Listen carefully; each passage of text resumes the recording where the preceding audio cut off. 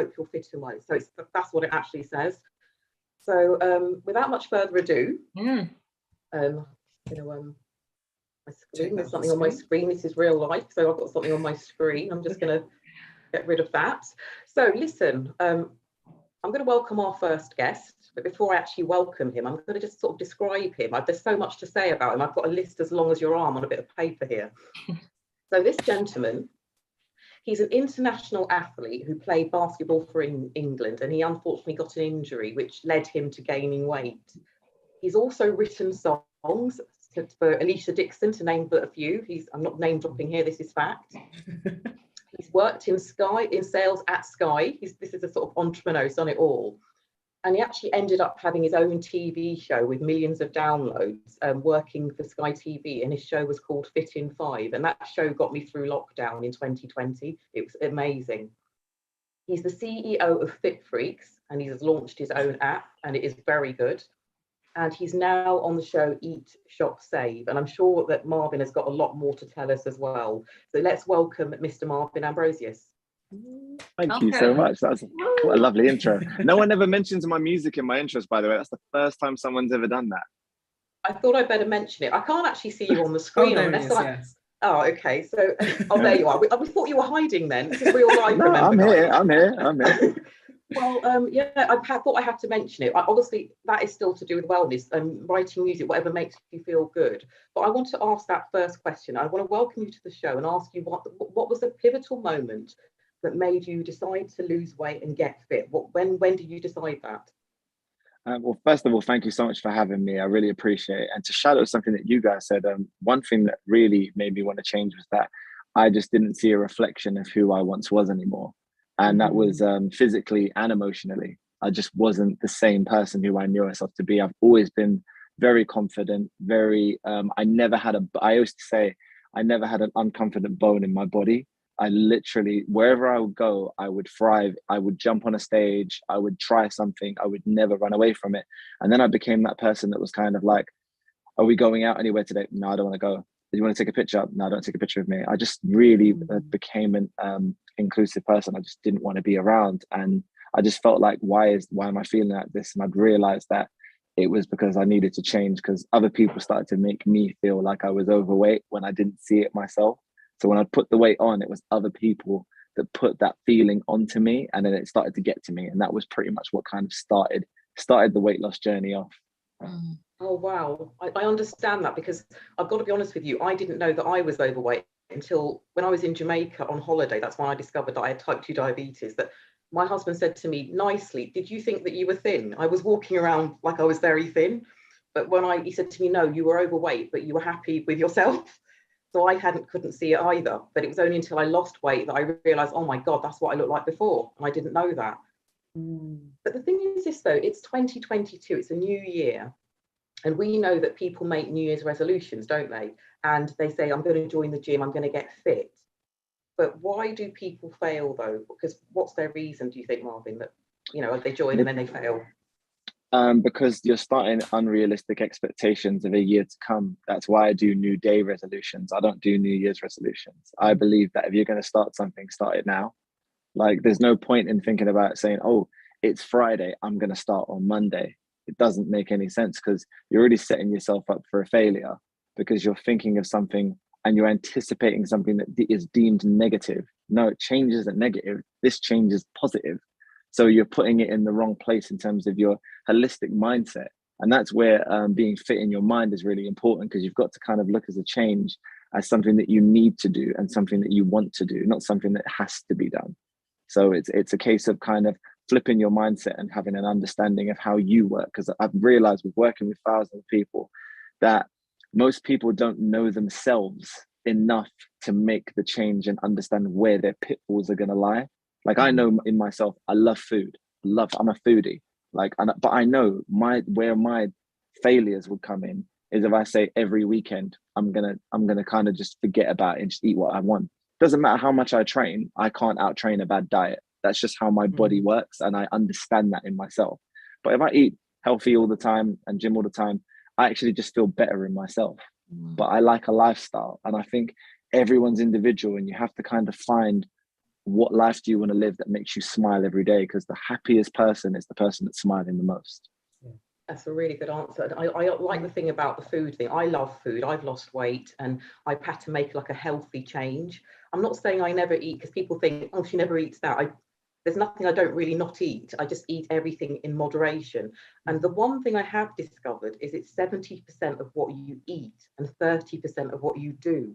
I had that the other way round 5 years ago. I was exercising but eating anything I wanted and wondered why I wasn't losing any weight. Well, that was the reason why. You have to look at what you eat as well and combine the two.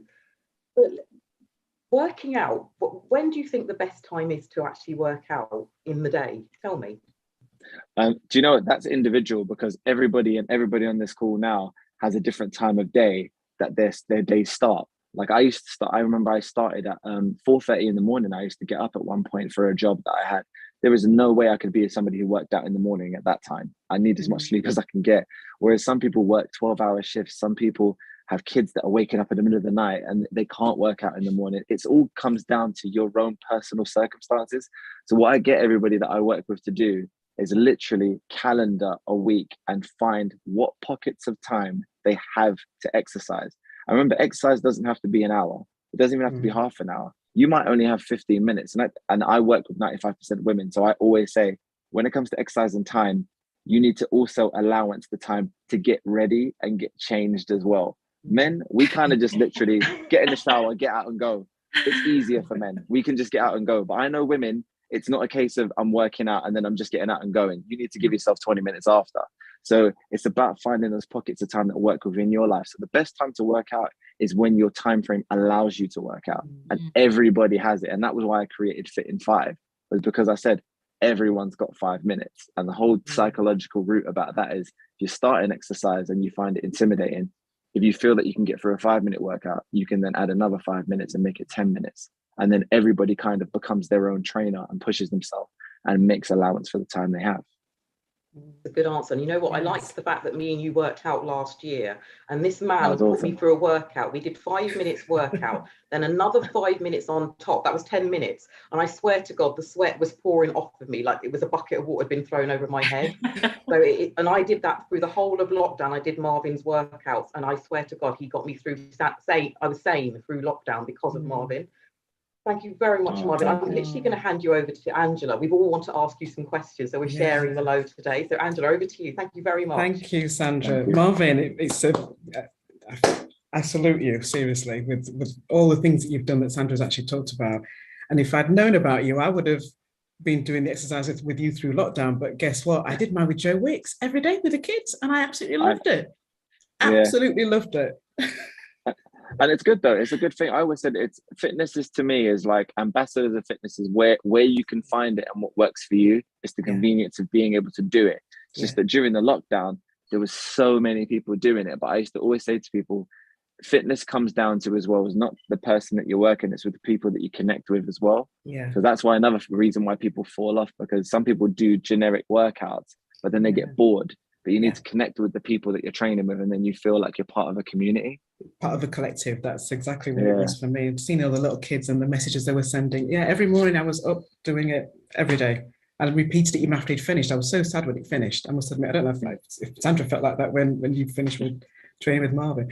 But right, let's get some questions. So Marvin, you talked about the physical side of it. I know we're going to be coming to Claudine to talk about nutrition as well, but I just wanted to ask you yourself, what are your recommendations on nutrition generally? Generally, it all comes down to what your goals are, because there's a lot of people that I work with that are underweight and they're trying to put weight on, but they're trying to put healthy weight on. And they're struggling with eating because they don't necessarily have eating disorders, but what they have is an unhealthy relationship with food. Yeah. And they don't want to eat certain things because they feel like they're going to put weight on, whereas actually they need to eat certain foods to get and increase their energy. They need to eat more carbohydrates because there's this myth about carbs that are bad. I just don't get it. And like a baked potato, I laugh with everybody all the time. Like I have a baked potato with cod every Friday, and I have it with like some hummus, and everyone's like, "Oh, potato." I'm like, well, potatoes have no fat. They don't have any sugar. Like if somebody says to me, you could have a dessert with no fat and no sugar, and it tastes delicious, would you eat it? Of course you would. Yeah. And the only difference is a potato is giving you energy, which is the source to what you need to burn. Yeah. And that's why I kind of I cycle foods, where what I think is important is to eat the foods that give you energy to when you need them. So you need energy from the morning up until pretty much when you're like on your way home to when you wind your body down to go to bed. You don't really need carbs in the evening. You need complex carbs, which is like you need like more vegetables, salads, and proteins. Yeah, because really, who needs energy for nighttime unless you're going clubbing? Like we're not there anymore. I'm not there anymore. So to me, it's down again the same thing as exercise. It is down to what you do, your work, what your schedule's like, and basically how active you actually are as a person. Because when I worked at a desk job was when I put on all my weight, and when I was in music studios, I was not moving at all. I was literally sitting at a desk, standing in a booth, sitting in a desk. In about 5 hours, I probably only burn about 100 calories because I wasn't doing anything. But if you've got a manual labor job, you need to eat food. Like you have to eat. If you're walking all the time, picking up things from the floor, like you've got to eat food. And otherwise, what you see them do is they starve themselves for 3 hours, work for 3 hours, and then as soon as they get to eat, the first thing they do is eat a massive amount of food that they binge, and they binge probably more food than what they need for the entire day. And then when they get home, they do the same thing. That's why I find it like quite funny when I see builders that have got big bellies, because really they should be the fittest people on the planet, because they're moving more than all of us. But it's because they starve themselves because they don't have time to eat snacks in between. And it is a lot of there's a lot of discipline to it. But again, it's changing your habits, because our habits come from when we're younger. And I'm sure everybody here has heard this expression before: make sure you finish everything that's on your plate before you can have dessert. That's actually a negative connotation of eating. If your kid doesn't like vegetables, that's a different story. But you can't say to eat everything that's on your plate, because you might have put too much food on the plate for that person and they didn't need the food. So you got to kind of build the relationship with food and know, actually, I'm full. I don't need to eat that. It's like Christmas. We all have like an unlimited supply of when we want to eat too much. But there's a point where you have to say, you know what? I need to lay down on the couch. That means you've eaten too much. So it's kind of like, so that's kind of a time when you need to realize, okay, it's me, when I need to know when to stop. So build that relationship with yourself. Yeah, brilliant. Great response to that. I'm just thinking that goes into something else about, encouraging children who don't like the taste of certain things, and kind of not make it look as like carrots. You can put the carrots probably chopped up into like a soup or into like pasta or something like that. It's about describe. Yeah, exactly. Well, my daughter is the best eater. She's 9, and honestly, the first thing I did was, when she was younger, I said, I'm a fussy eater, because of when I was growing up, my parents gave me so much allowances of not. I was like, I don't like that, and like I've had to train my palate to eat certain foods. But my daughter, she's veg, fruit first. Everything is veg, fruit first for her. That's good, so that's her natural way of eating. That's not my natural way of eating, but for her, I've got her into that habit. And the same with my son who's 17. It's the same thing. So for me, and they know and understand through me that if you're going to we love having our food nights out together. We love going for dinners and eating bad food. We love it. We think it's fun, but they know, all right, it's exercise time. Yeah. They know there's a balance. They know there's a balance. And I think that's what's important. And that will reduce child obesity in people's homes if people understand. They can teach their kids that it's a balance. You don't not have something. These fast food companies are keep pumping these foods out. They're going to keep pushing them. They're never going to go away. But you have to make them work for you. You don't work for them. Yeah. Brilliant answer. And just very quickly, before I just move on to Susie, what do you think are the benefits about changing your lifestyle? Just very quickly. The main benefits is definitely like you're going to be more productive. And not only in terms of what you do with your life, you're going to be happier. You're going to feel like you can do more, and you're going to feel like you're contributing more, not just within yourself, but with everybody around you. Because my whole thing, and I've said this, I did a talk the other day, and I always say to everybody, like, you could be the most successful person in business in the world, the richest, financial freedom, you could have everything. But if you're not smiling, you're not successful. And if you've not got your health, you can't do anything else either, can you? Exactly. What's the point of being rich and successful if you are at a point where you are in a stage of where you have to go to the doctors because you've not been taking care of yourself? We're trying to live and be here as long as possible. Like, I see my dad is my blueprint. I always look at him and go, all right, he's 69, he looks 56. I need to be there. That's what I want to do. And he feels young. And I think it's really important to always have that youth in yourself to say, oh, I'm feeling old. It's like, well, no, I'm feeling, Yes. I feel like I've got more wisdom.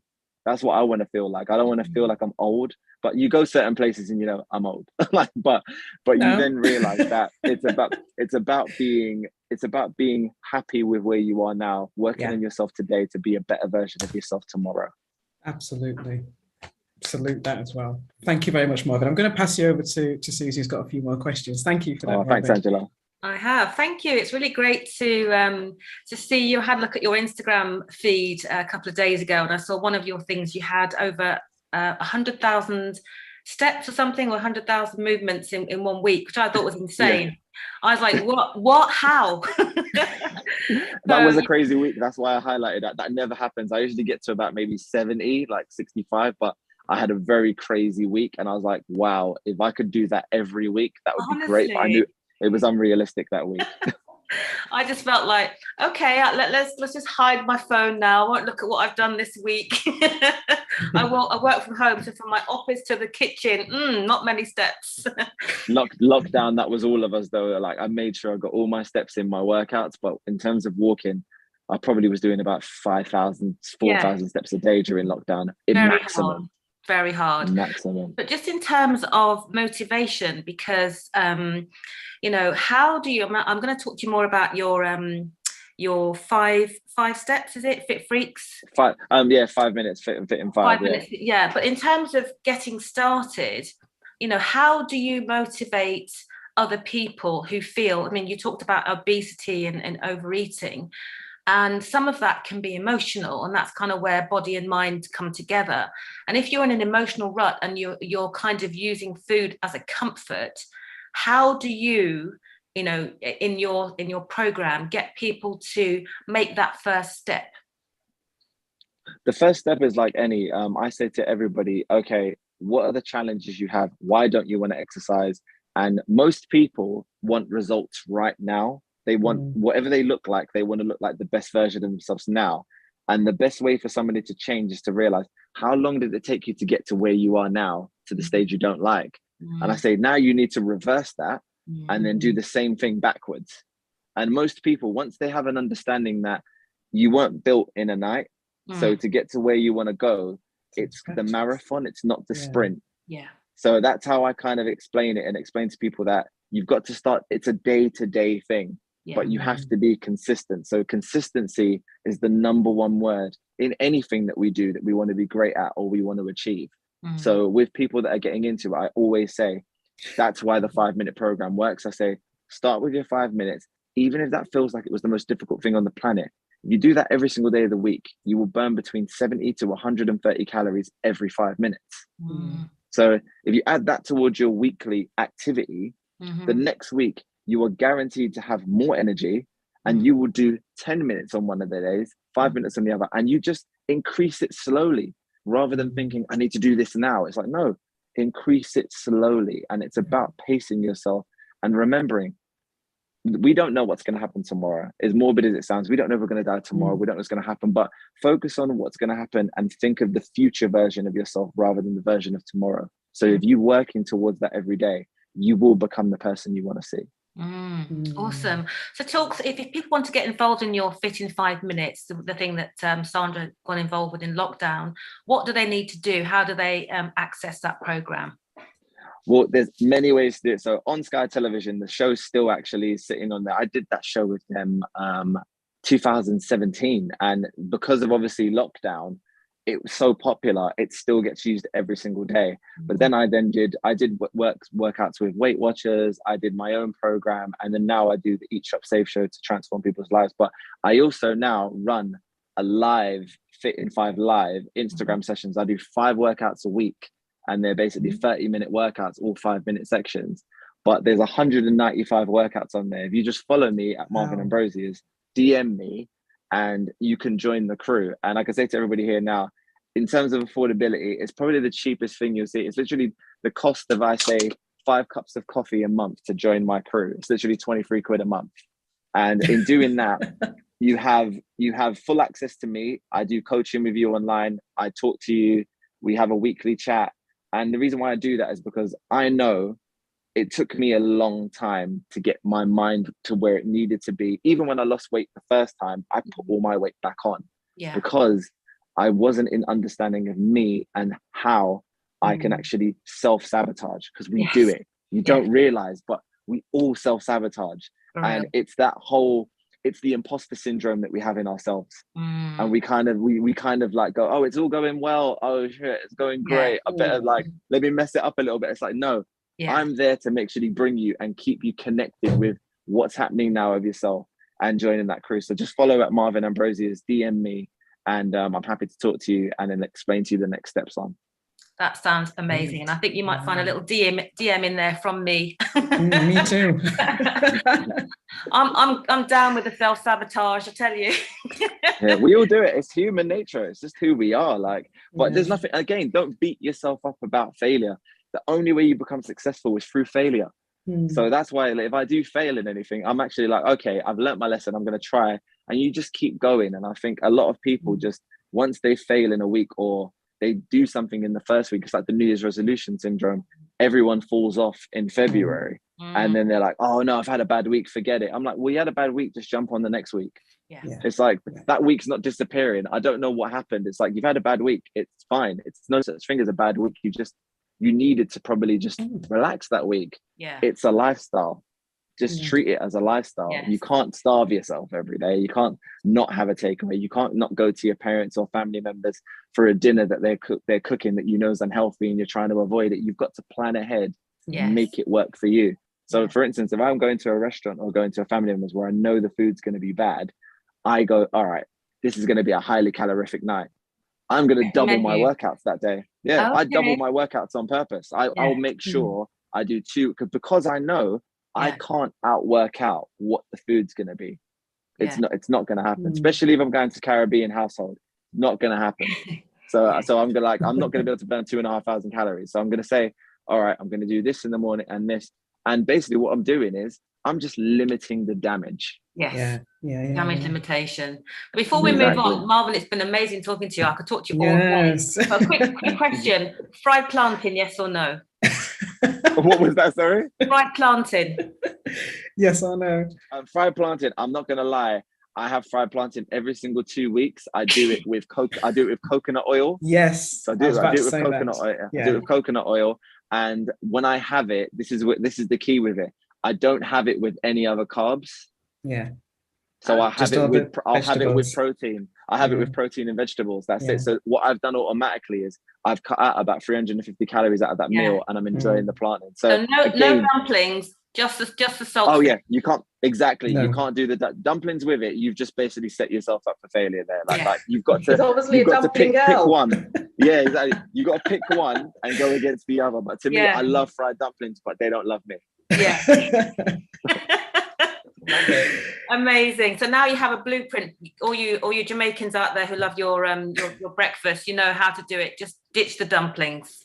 Yes, it's the dumpling. You heard that. Okay, so I think we're moving on now. Thank you, Marvin. We'll catch up with you later on in the show with some questions. Definitely, I'll mute myself now. Okay, thank you. Lovely. Thanks, We're moving on to our next guest, I believe. Yes, and I'm going to bring on Claudine Thornhill. So Claudine, if you can, gosh, she was quick on that on that button to unmute. Claudine, welcome. Oh, hi. Claudine's an award-winning nutritional therapist and health coach. So it's lovely to see you. We've met a few times before. So looking forward to just having a quick chat with you, and I'll share my other two hosts will also be asking you some questions as well. But doing a bit of digging, not too far, I recognise that you weren't always in the nutritional and kind of health and well-being field, but you were in HR for quite a number of years. I'm not sure if you're still working in there now. I still do a bit of HR work. Yes, that's what I thought. But I was just thinking, so what was the drive, or what was the impetus for you to kind of like switch to kind of doing the nutrition? Nutrition, diet, and the way I eat has always been something that has been an interest. So it was I got into nutrition really through my own health issues when I was at university. So I kind of went through an autoimmune condition, which lasted a number of years and went through the NHS and went private. But that really made me conscious around kind of what I was putting on my skin and then into my body. And it just was a cascade, it was a journey really in terms of what I started to investigate, and then, you know, went natural, and, you know, just really being a lot more conscious around, what I'm putting into my body, what I'm putting on my body. And then decided to study it. And also I recognised as well that I've got skills in kind of talking, advising, you know, from the HR background. So I was, you know, looking at being a coach actually. And then I thought, but I really am interested in health and wellness and food. Combining the two, you know, decided to study nutritional therapy while I was working full time, qualified, and then kind of set up my nutritional therapy practice. So are you doing more of the things that you enjoy doing, the nutritional side as opposed to the HR side? Definitely. Yeah, definitely. Loving it. But it's good to have the variety in terms of, you know, what I do during my week, but definitely moving closer to doing more of what I love. Yeah. So what is it that motivates you to do what you do? To be honest, it's my clients, it's working with people. Yeah. Just last week I got a lovely piece of feedback from somebody via email, and it's those little things that kind of just keep you going.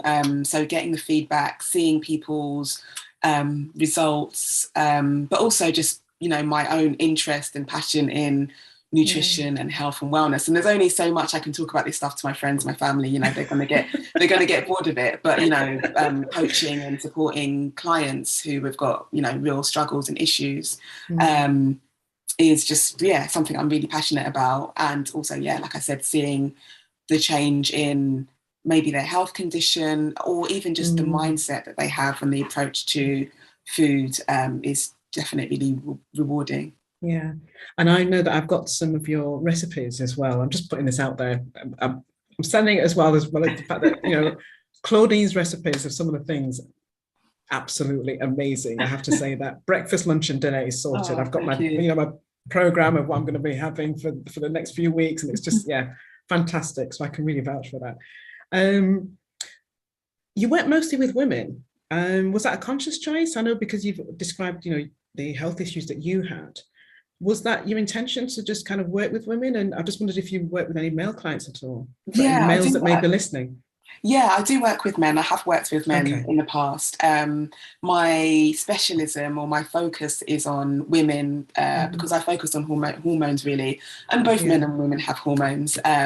But when I first kind of was thinking about, who do I want to focus on? I was thinking about where can I make the most impact? And really, it's women who tend to, you know, buy the food, cook the food, prepare the food, present the food. In a lot of scenarios, it's women who kind of manage those things. So therefore, if women are doing those things and then they can influence their children, their partners, their siblings, you know, all that kind of thing, that is where I think the impact is. So that's why I decided to work with women, essentially. Good. I like the approach to that, actually, because that's what I did with my children. I guess because I've grown up in a household full of sports brothers, 4 brothers growing up, all doing sports and everything else. Nutrition and food was always really important. Like going back to what Marvin was saying, you know, about carbs and proteins and things. So it's always been part of my life, and that's how I've taught my children. Yeah. And so I think they didn't like it very much all the time, but, you know, I was like, no, it's all about balance, you know, eat those carrots up and and we are a key influence in so many people's lives. So I just think we have that knock-on effect where we can influence so many people, the next generation, as well as you know, our peers, our male peers. So No, great. Thank you, Claudine. I've just you've run through those really proficiently and very quickly. So, no, that's really good. Thank you very much. I'm just going to pass you on to Susie, who's going to ask you a few more questions. Thank you very much for that. Hi, Claudine. Hi, Susie. I'm loving your smile. I'm just basking in your smile. It's just if you were cold, you wouldn't be cold looking at your face because it's thank you. Amazing. You're glowing as well. Thank you. Beautiful. Yeah, so just touching on the issues around your your specialism with female hormones, and particularly in relation to how they impact women's health, such as menopause or thyroid or fibroids. So what is your approach to the hormonal imbalances that we know women can be prone to? Yeah. Well, I approached hormones from mainly two angles. So when it comes to weight loss and weight management, hormones play a key role. So weight loss, weight management, a lot of women I work with are stressed, overworked, don't sleep well. That also plays a key role.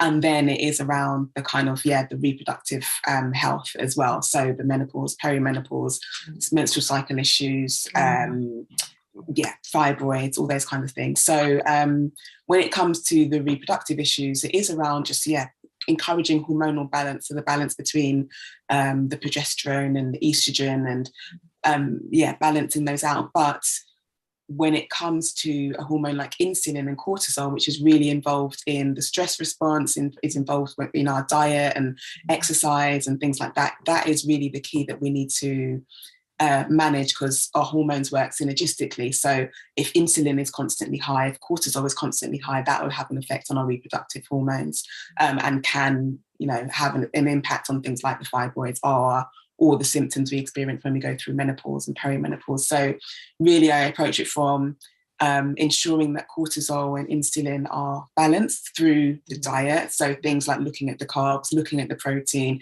looking at the amount of vegetables we're taking in, looking at the sleep, getting good quality sleep, looking at managing stress. Those are really the foundations. And then once someone has kind of got a good handle on that, then moving on to maybe some of the more specifics around encouraging those balance of reproductive hormones. Fantastic. I mean, I think in terms of, I've always wondered why Black women and Black people, but particularly Black women, are prone to high blood pressure and diabetes and those kind of issues. And, I think one of the things that we as a community haven't fully explored is the stress factor, not the X factor, but the stress factor, and the impact that stress plays. It causes havoc in your body. And as you say, and I think there isn't sort of, the medical professionals say, oh yes, you're from the Black community, you're prone to X, Y, Z. But it's actually taking a step back and saying, well, why is that? What's going on with Black women? Well, we have a lot of stress. So what kind of, nutritional advice can you give, in terms of stress management? I guess just taking it a step back, because the way that I work, I'm a naturopathic nutritional therapist. So naturopathy is around taking a holistic approach to our health and well-being. So that's why I was talking about stress and the sleep, but it's also around that mind, body, emotion, energy connection as well.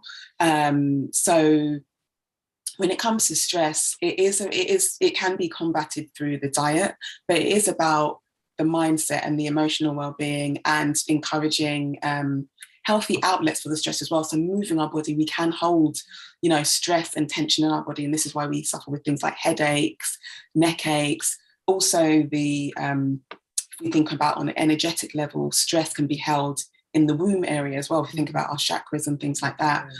So it's about clearing those energy paths as well, and then also combating it through the diet at the same time. So through the diet, we can have things like magnesium is very relaxing, supports our nervous system, and our nervous system can be imbalanced when we lack sleep or we are highly stressed. So magnesium is a good thing to have. You can get that in dark chocolate, we can get it in dark green leafy vegetables, also Epsom salts, so we can soak our feet in Epsom salts or have a bath when the magnesium is absorbed through the skin. So magnesium is a good one to have. Anything that's going to be anti-inflammatory as well. So our fish oils, we can have them through oily fish like salmon and trout and mackerel and things like that. But also we can look at supplementation if we feel like we're not getting enough. Vegetables are, dark green leafy vegetables, I would say emphasis on that, but any, range of vegetables are always good as well. Things like things that will support our neurotransmitters. I don't want to go too much into science, but things that will support our neurotransmitters. So chicken, poultry, bananas, they have tryptophan in it, which then support the production of serotonin, which is our happy hormone. So our happy neurotransmitter. So, yeah, absolutely. I think that's Wow. a really important sort of overview, because I think what you've said and demonstrated is the interconnectedness between mind and body. And you also mentioned at the beginning of your talk about the importance of looking at what we put on our bodies as well as in our bodies. And I think sometimes we forget about things like makeup or skin creams and that, because your skin is an organ, and everything that you put on your skin goes directly into your bloodstream. Skin is the largest organ. Yes, it's the largest organ. It's yeah. the one that's most exposed to our environment, so we really need to think about that. Absolutely. So I think that having your sort of holistic approach, and I think one of the things that I'm sure Marvin's got a view on this, but we are sort of bombarded by takeaways and deliveries, and you've got fast food. You go to Smith's and they've got like a counter that this high, piled high with chocolate and everything like this.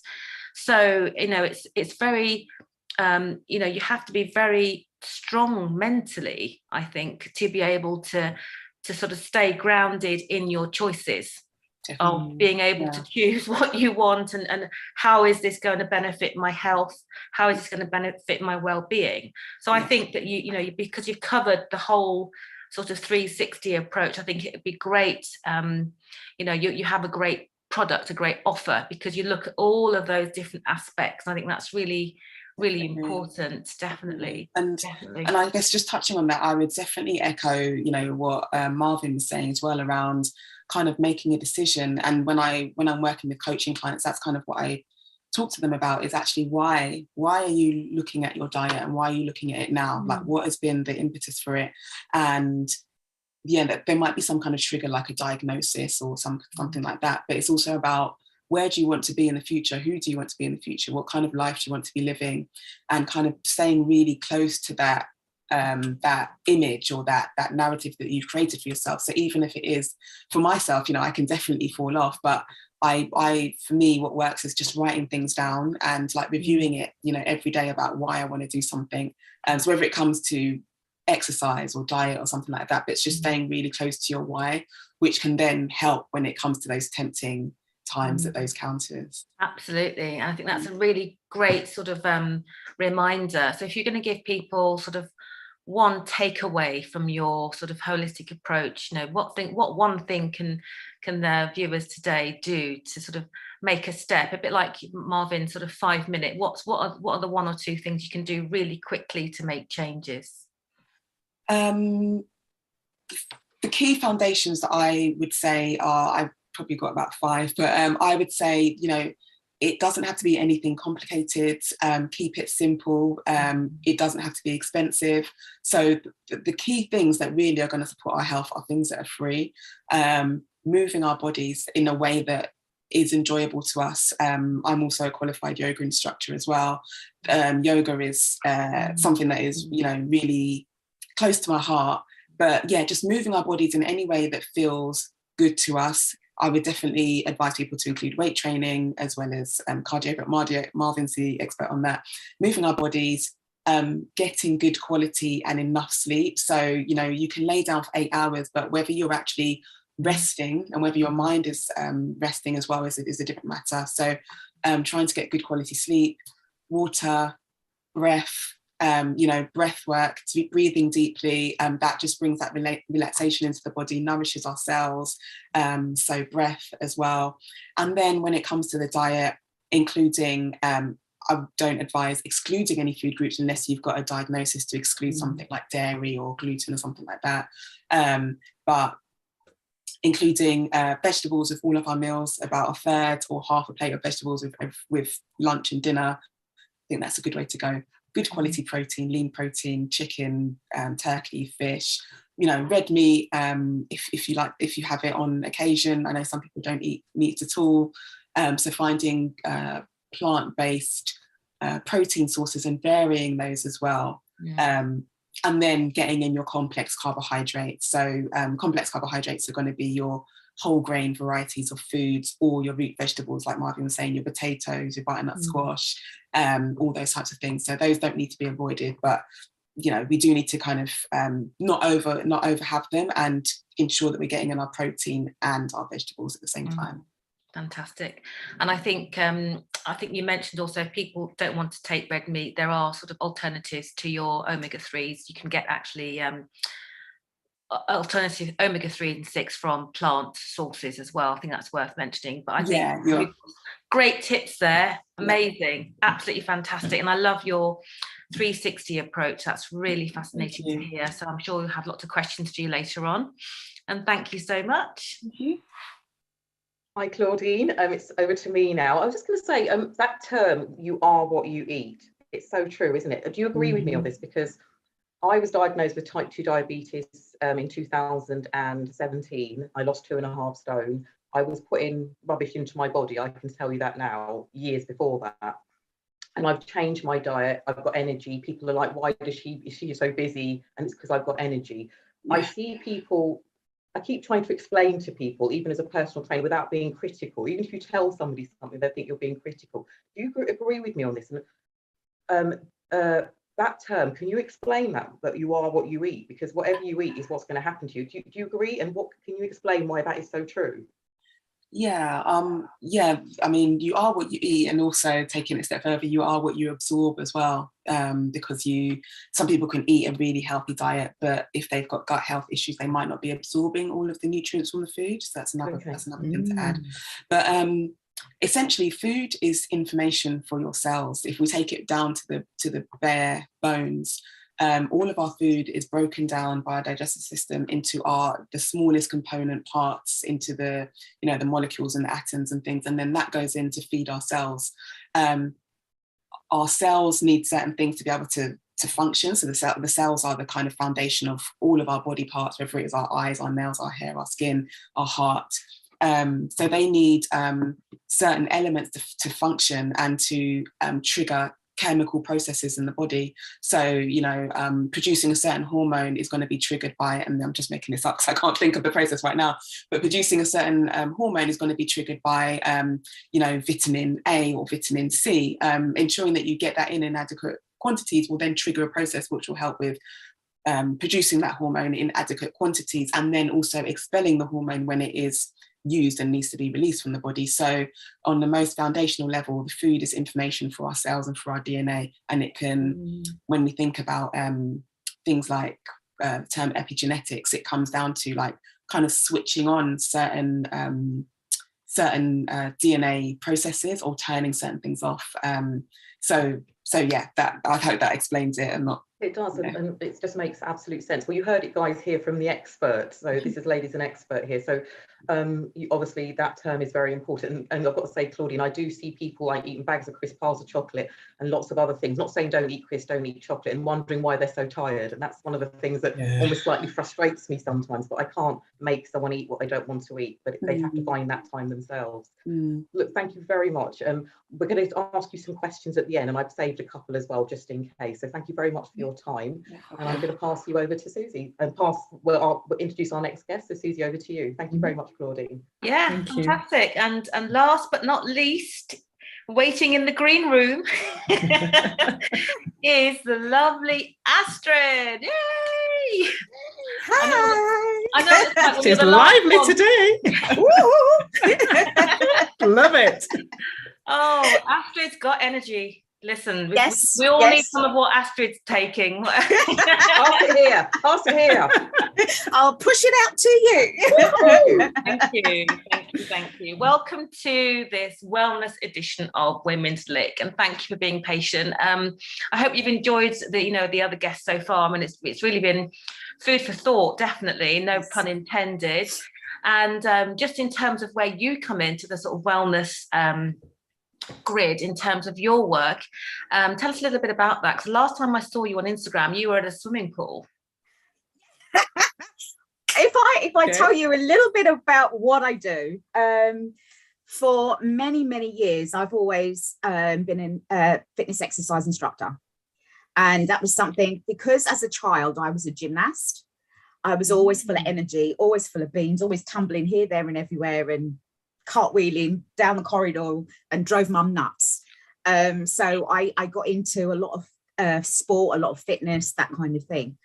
At the moment, what I'm doing, I'm still teaching exercise, and I have been since 2007, maybe around about that time. But I do water fitness. So I do aqua aerobics, and it's all in the water. And so therefore it's calming to the nerves, it's calming to the joints, it's calming to, you know, we get in there and we have a great time. We use noodles, we use dumbbells. And if you didn't believe you can sweat in the pool, you can. In my class. Didn't know that. Yes, you can. Come to my class, you'll find out. Just tell our listeners where you are actually doing that stuff, because it just looks like such good fun. It is. If you live in South London, then you've got the opportunity to come and join me. So I actually teach in Lambeth in one of the clubs. It's better that I work for. So West Norwood Health and Leisure Centre. And I do that on Wednesday evening at 7:45, and I do Friday lunchtime at midday. I also are in Merton as well. I do at Cannon's Leisure Centre. I do 2 classes on a Tuesday. So one in the morning at 10:45 and one in the evening at 7:10. So either one you can come to, or both, as some people do. And I also do Morden. I do that on a Thursday at 11:10. The one at Morden at 11:10 is a lot of older adults tend to go to that one, which is great, because I used to teach them before lockdown, and as soon as they heard I was back teaching after lockdown, it's like, yeah, I'm going to join you, and they're there, and it doesn't matter the age. I always say age is not a stopping point for doing anything. Yeah, it's not a stopping point for doing anything. And my dad goes to that class, and he's 92 this year. Oh, yes, Astrid, speak it, girl, speak it. You know, I don't believe in the fact that you have to take it easy because they're this age and they're that age and no. Anybody can do anything if they want to and if they put their mind to it. Mm-hmm. Well, that's a strong advocacy for, you know, wellness and health in older age, isn't it? And I think that's so important to do that. And also you're a coach as well. So tell us a little bit about your coaching approach. Yes, my coaching approach is through mindfulness. If you were with me back at the beginning of lockdown, I knew that a lot of people were suffering because they couldn't get out, they weren't allowed to go out, they could only go out once a day, they could only go shopping and come back, and they could only go for a bit of exercise and come back.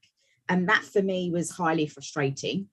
So I was already a mindfulness instructor. So I thought, you know what, why not help people out by doing mindfulness? And I did it live online every morning, 6:30, 7:30 on the weekend, 6:30, because with mindfulness, it's about setting yourself up correctly for the day. And you need to do that first thing in the morning.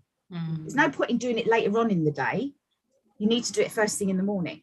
And if you do it first thing in the morning, then you're going to have a better, a better attitude. Because I always say attitude is gratitude. So you have a better attitude to start your day. And so therefore, whatever comes along, you were able to face it a lot better than if you just got out the wrong side of bed, as we sometimes hear. So for me, my approach is through mindfulness. I predominantly work with women in leadership who are in that space where they are in charge of a team. They are the head person who needs to manage the team, manage the results, manage all of that. And for those people, they're highly stressed. You know, they're there and they've got to make sure this is done and that's done and all the rest of it.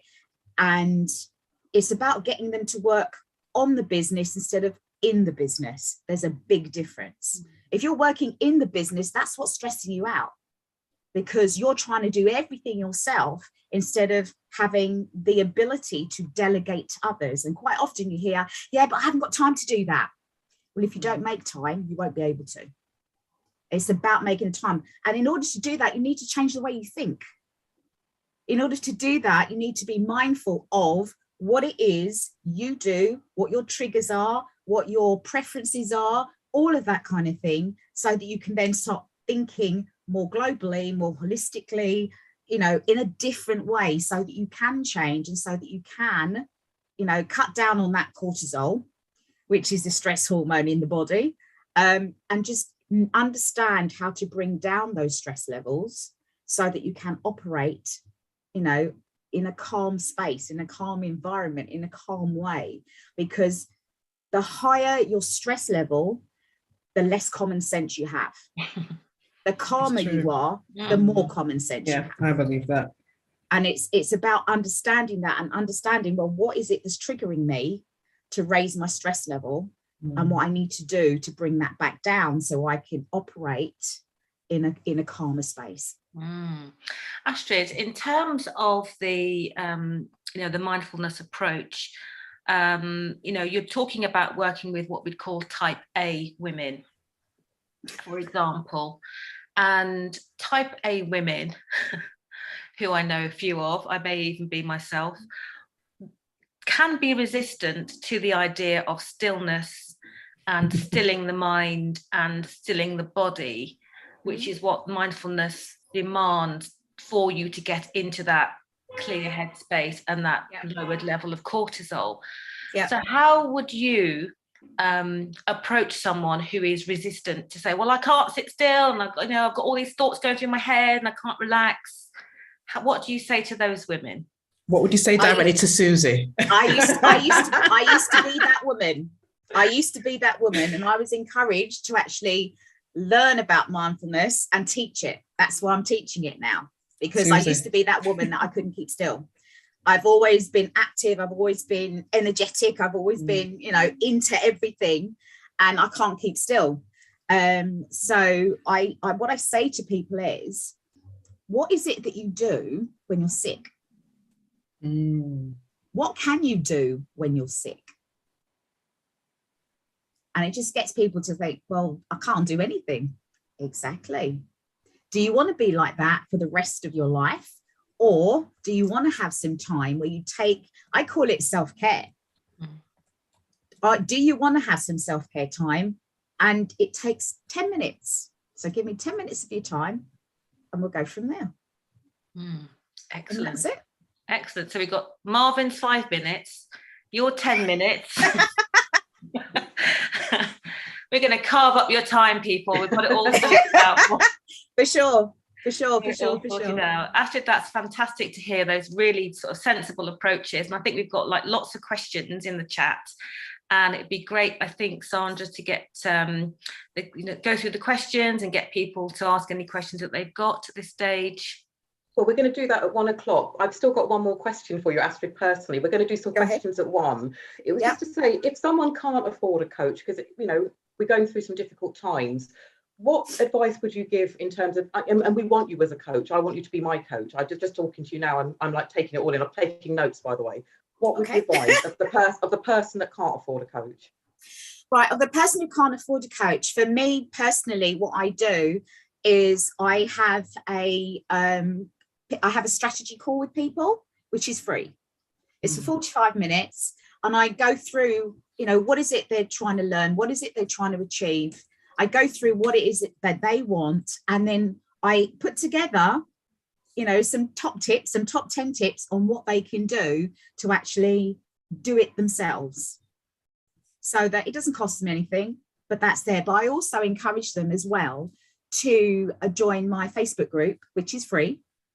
And basically every Thursday I do a talk on a subject, and I give hints and tips and, you know, tactics on things that they can do to actually help them. So I offer stuff that's free, to be fair. If you want to work with me one-to-one, then that's different. But I put a lot of stuff out there that you know, you can get a hold of from my Facebook group. And I also put, I'm redesigning them now, but I'm actually putting out cheat sheets as well for different things you can do depending upon what it is you want to do. So I do that as well. Thank you very much. And the other thing is, I want to thank both of you, because Marvin puts out his Fit in 5, and it's like it's a bit of a sort of snippet of what he does, and I take that all the time. I've steal his workouts, and I'm like, oh great, I can do a quick workout, and I got it for free. So I do, and then in the future I can join FitFreaks, and I've recommended him to so many people. So thank you very much for sharing that with the community, that we can get something for free as well, because obviously people are broke. And Angela's got a quick one. I'm going to pass you over 1 minute. Quick question, going back to your gymnastic day, because I was into gymnastics as well. Okay, what was your favorite gymnastic move? Oh God, I had so many. So did I. I used to love the floor, and I used to love doing my floor routines and tumbling. Yeah. So, you know, where you would tumble from one end to the other, and you're doing your backflips and your somersaults and all of that kind of stuff. Never got that far, but yeah, the round off was the one thing that I loved, and my kids used to love it when I did. To be honest, I don't even know if I could still do it, but back then it was always like just the round off before you did all the flipping and everything else. Oh yeah. That's always the best bit. And I actually, the hardest thing I learned was the round off backflip somersault. That was the hardest thing. That's good. She was up there. She was A1. My favourite position was the bridge, because I was also a gymnast, and I used to do the bridge. I love the bridge, and walkovers. I love the those as well, and the bench. So yeah. Sounds fabulous. Listen, guys, I mean, because as a child, I won loads of competitions. Wow. And I loved the school competitions, because it was like, I didn't go to a club at the time. Yeah. It was just what I learned. And so when you constantly keep coming in third, second, first, second, first, second, first, you know, it's like, yeah, this is me. This is me. And the only girl who ever used to beat me was a girl who actually went to a gymnastics club. Wow. Brilliant. Well done. Amazing. You did good, girl. God, we could talk to you for hours. I know. So much to tell. It's brilliant. Look, guys, we're going to open up. We're going to actually open it up to our the people who have joined us today, our audience, because I know that many people want to ask questions. Is there anybody that's willing to actually ask one of our guests a question, to unmute themselves, or even put their hand up and say, you know, I want to ask a question? And Sandra, while you do that, I'll just check in the chat to see if there's any questions that we've missed as well. Okay. Brilliant. If you don't have if you have a question, say aye. You can just unmute and ask that question to one of our special guests. If you can see anybody, I can just give a response to some of the listeners. Mon Taylor, great topic. I love dancing, as does the dancing queen Angela Barrows, and she's right. I loved anybody who not sure what exercise to do. Put a good record on and just dance. I've got music on in my kitchen, dancing all the time in between chopping my vegetables and all of that. Totally love the approach. Lol, dumpling and plantain. So I just saw a question pop up. Someone's asked the question about fibroids. What can we do about fibroids? And obviously, you would go to a health professional in the first instance to know that you've got fibroids, and get your advice there. And these are all health professionals too. So what advice would you give nutritionist Claudine? Would you give about fibroids? Yeah, so I think you're right. I think it's someone would need to work with a health professional really to get really kind of tailored advice. But it is essentially about balancing the hormones, like I spoke about before. So ensuring that through the diet that the insulin isn't elevated, that you're kind of taking in the right types of carbohydrates, so those complex carbohydrates, getting in some good quality protein and the vegetables, also avoiding anything that's going to cause estrogen, which can drive fibroids, cause it to kind of hang around in the body for longer than it should be. So ensuring that you're getting the vegetables in to be able to have bowel movements, which will encourage the estrogen to kind of leave the body once it's been used, drinking enough water, and also supporting your liver to kind of process and excrete the estrogen out. So you can support your liver by reducing alcohol and reducing foods that are going to have high additives and things like that, but also drinking certain herbs. So things like dandelion tea, nettle tea, those types of things will support your liver as well. So those are some of the things. There are other things like flax seeds that can help as well, but they should be taken in balance with other things. But yeah, just some highlights there. Very much. The other thing is, do you mind if I quickly ask you, Marvin, and I'm going to pass it so someone else can get a chance to, in terms of, have you heard of people, polycystic ovaries, have you had any women come to you about polycystic ovaries and fitness and even nutrition, obviously, which we can go over to Claudine on as well, but a lot of women are suffering with polycystic ovaries and finding out that they've got that and having issues with their weight. Have you got any advice that you could give them on that? Yeah, I've had quite a few clients with that, and we've had to actually pair that with same thing what we're saying with Claudia. I've had to collaborate with health professionals as well in that field, to where we can kind of pair the fitness side of it and the holistic and the nutrition side of it, because it all comes down to both things, and like one doesn't work without the other. The one thing that I would say though is the one thing about moving and being and exercising, it always does release the great hormone of obviously feeling great and actually releasing good endorphins. So even if you're not actually losing weight and that's your target goal, don't stop exercising, because that's what a lot of people start doing, because they think, oh, I'm not getting my goal. Well, actually, exercising is great for your body and it's great for you. So even if that's not working yet, you've got to kind of meet them together. So it's about just seeking your doctors, seeing what they need to do, and just trying new things out. And ultimately, if you're feeling great, then you're already on your way to doing it and feeling better. Absolutely. Quick question for you, Claudine. Again, it's related to girls and menstruation and hitting puberty, and I think also to involve you as well, Marvin, is exercising at that quote time of the month, when you have your period, that can be quite your energy might be low, that can be hard to do, you can lose your motivation. So if you could, between you, respond to that, exercising and nutrition during your menstrual period, how does that look for you guys? Marvin? Well, again, like I said, 95% of women I work with, and the one thing that everybody has a habit of doing, when I said know yourself, know your body, know how you work, menstrual cycles of women work completely different. Some women just get on with it, and some women are knocked out for like 4 or 5 days. They can't do anything.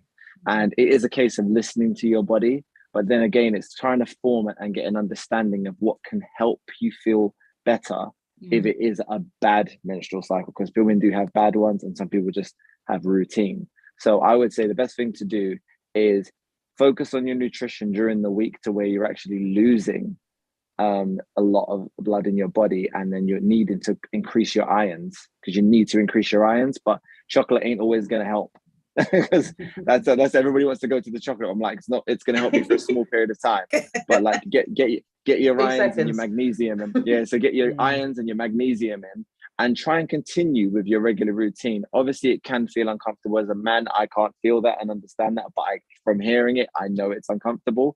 But I would say, if you're used to going to a gym and you don't then feel comfortable, work out at home. Just don't change your routine, just change your perspective. Interesting. Claudine, what do you think in terms of, nutritioning around the period time? Yeah, so I would say, if I could just talk about movement a little bit as well. There are some women that kind of call it cycle syncing. So they would adapt what kind of physical activity they're doing according to where they're at in their cycle. So sometimes, again, when you have that low energy around when you actually have your period, things like walking or yoga, kind of more slower movements, can be quite good for that. You're still kind of keeping up consistent movement, but they're good for that time of the month. And then actually when you're moving closer to ovulation, when your energy is actually higher, and also you might be more sociable, you tend to be more sociable at that time as well. The more kind of cardio activities could be better around that time, and strength training is actually better sometimes around when you have your period or just after as well, because there are differences in terms of injuries as well when you're prone to injuries throughout your cycle. So that's another interesting thing to factor in. But in terms of diet and nutrition, some of the things to think about are trying to increase our anti-inflammatory foods, so that will help with the pain reduction as well, or discomfort. So things like the oily fish, or alternative omega-3s would be the plant-based things like from algae like spirulina and those types of things. Sometimes quite grounding foods as well, like the root vegetables and the butternut squash and the potatoes and things can be good around the time of the period, and those are have got good B vitamins as well, which will help with our energy levels, and also magnesium content. Dark green leafy vegetables, iron, magnesium as well. And I would say throughout the month be taking antioxidants as well, which again just help with protecting our cells, reducing heavy bleeding, and also kind of reducing inflammation at the same time. It's antioxidants, you were getting berries, citrus fruits, those types of things. Fantastic, that's really helpful. We've actually got a question. I need Marvin and Claudine to move in with me. He exercises me and Claudine cooks for me. I'd love that. I'd be like sorted for the rest of my life. But we've got one question. It'd be very expensive. Oh, sorry about that. Sandra's got loads of money. She's got loads of money. I just put it out there. But we've got one question from Claudette. I'm going to take one more question from Claudette Dunkley. If you'd like to unmute Claudette and ask your question. Hi, yes, just a quick question to Marvin. I did miss you at the beginning, but just to ask, do you plan your daily or even, your diet, what you're going to eat for the day? Do you plan it way ahead? And another question for Ashton and Claudine, sleep. I'm multitask mum. I realise I don't probably sleep. I think is what you said, Claudine, that you think you've got 8 hours sleep, but you probably haven't. So what do you do as to prepare yourself to sleep and to relax and to get that good sleep? So that's my 2 questions to Ashton and Claudine, and obviously one to Marvin. Thanks. Over to you, Marvin. Okay, well, I actually know exactly what I'm going to eat today. I know what I'm going to eat tomorrow. I know what I'm eating from Friday. I know what I'm eating next week. The reason why I do that is because I need to manage my energy and my expectations of what my body needs to function at its best. And that took years for me to work out, but it won't take you years because it's a case of knowing your body and knowing what your activity is going to be. If I'm going to be really active in the week, which I am, what I do is I teach on Mondays. I teach 2 double classes in a row, which are 30-minute HIIT classes, and I do a cycle class for 45 minutes. So my energy expenditure is up here. So because of that reason, I need more food. Like I need more food but I need to pile my food in the morning. So I know on that day I've planned ahead and gone, okay, I need to carb up. I need to have some porridge. I need to have a banana. I focus on my carbohydrates in the morning. After my workouts, I focus on high protein because I'm repairing my body for Tuesday. So it's again, you just need to work out what your body needs on the days you're doing. If you were very spontaneous and like you're saying, working with other kids and it's funny you're not getting enough sleep, that would weigh in on me in terms of getting up early in the morning on my workout. So for me, if I didn't get a good sleep on a night, it happens to me sometimes in the morning, my energy levels are lower. So I then need a pick me up. And with that, I would then just focus on, again, foods that give me more energy. So I'll go to something like a porridge or something like, sometimes I'll even have a chicken wrap early in the morning just to get my body going. I need food because I need more source of energy quicker than what I usually would do. So that's how I would work. Thank you. And can we have the ones about sleep? Astrid, Coach Astrid, what would you say about sleep? Claudia was saying how to get good sleep, sort of thing. How to get good sleep? I would say, I don't have children, so I can't talk about it from that perspective. But how I've actually managed to help myself with sleep is that I cut out the mobile phone, the TV, and all those basic things. Cut it out, and literally, I just listen to classical music and fall asleep to that. So that I'm calming, I'm clearing my head. There's nothing going on. I'm just listening to the music and that's it. I fall asleep. Sounds fab. That sounds really good. But I had to get into practice of doing that. That's the thing. And it's about changing your mindset as to what is the end goal here? And okay, how do I need to think differently in order to make that happen? So mindset is the key. And Claudine, in terms of nutrition and sleep, final question for answer from you. Nutrition and sleep, I would say, I think similar to what Marvin said, you don't want to be having anything too heavy close to when you're going to sleep. So kind of lighter foods that are going to be easy for your body to digest. So, something like chicken and vegetables with maybe a little bit of potato, something like that, but not eating anything kind of in the last couple of hours before you go to sleep. And in terms of, and then other things that can help is certain teas, like nighttime blends, which have got chamomile and valerian, can be quite helpful in terms of relaxing the body. But I think it also comes down to the process, the kind of activities you're involved in as well. So I'd agree with Astrid around kind of sleep music can be very helpful. Also, when I know that I'm getting a late night and I need to get some sleep, my night mask, my sleep mask is key, just blocking out any kind of light as well. And even sometimes if I wake up in the night and I'm like, no, I'm not doing this again, I'll just listen, put on the sleep sounds at the same time. Also things like dimming our overhead light. So if you can use candles or lamps as opposed to the overhead lights as well, that just prepares our body for sleep. Getting out during the daytime and exposing your skin to the sunlight actually helps the production of hormones, which then support sleep later on in the day. So it's kind of like there's things you can do from the morning right up until bedtime, really. Thank you very much. Great advice. Great. Hi, this is Selena. Could you hear me? Don't know. Selena. Sorry, I was going to put it in the chat that I wanted to ask a quick question as well. Is C Douglas? Okay, right. Okay, yeah, C. Yeah. I'm also known as C. Have you also heard? Because my grandma used to speak about pumpkin seeds. She's passed on now. She passed last June. She was a retired nurse, but I was just trying to figure out, I was trying to remember everything that she was saying and I couldn't even remember. So I thought, do you know, Claudine, much about pumpkin? Have you heard of that? Or Yeah, pumpkin seed? Yeah, what is it good for? Yeah, so pumpkin seeds generally, yeah. They're good, a decent protein source, as well as being high in magnesium, but actually they're good for when you're looking at balancing hormones. It's part of a plan that I might put together to help a woman balance her hormones along with the flax seeds as well. So they just, right. They encourage the production and the excretion of the balance between the estrogen and the testosterone. So yeah. Okay. Yeah, no, she used to speak about that quite a bit. So yeah. Lovely. Thank you very much, Steve, for asking the questions. That's fine. Thank you. Unfortunately, we've come to the end, and I could sit and listen to you guys all day. I'm just so enthralled with all the information that I've got. I haven't been able to make a lot of notes, unlike Sandra, because I know Sandra makes lots of notes, but I'll make notes. I'm going to be definitely coming back to the recording for the bits that I didn't kind of catch as well. So I want to say amazing and fantastic and wonderful, just in awe of all the guests.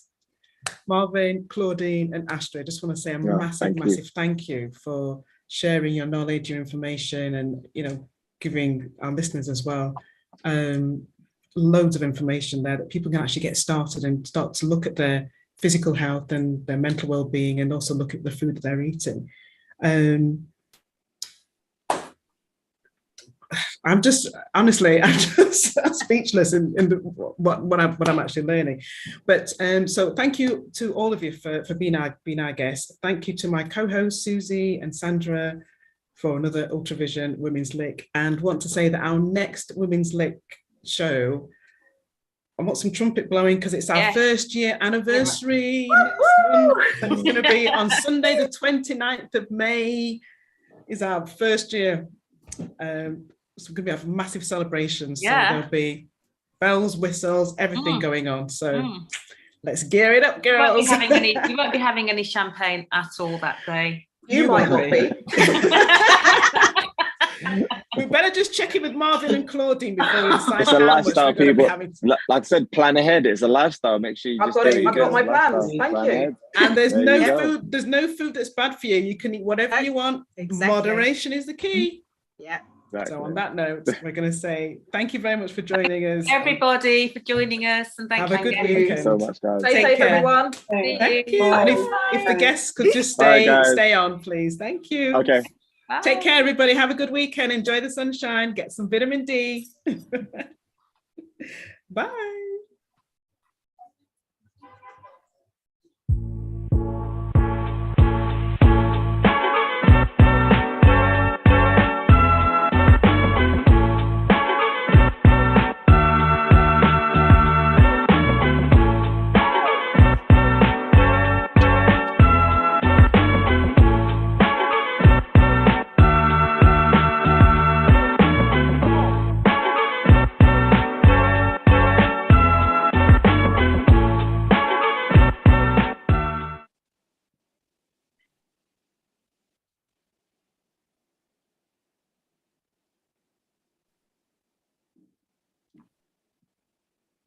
Just waiting for the recording to end.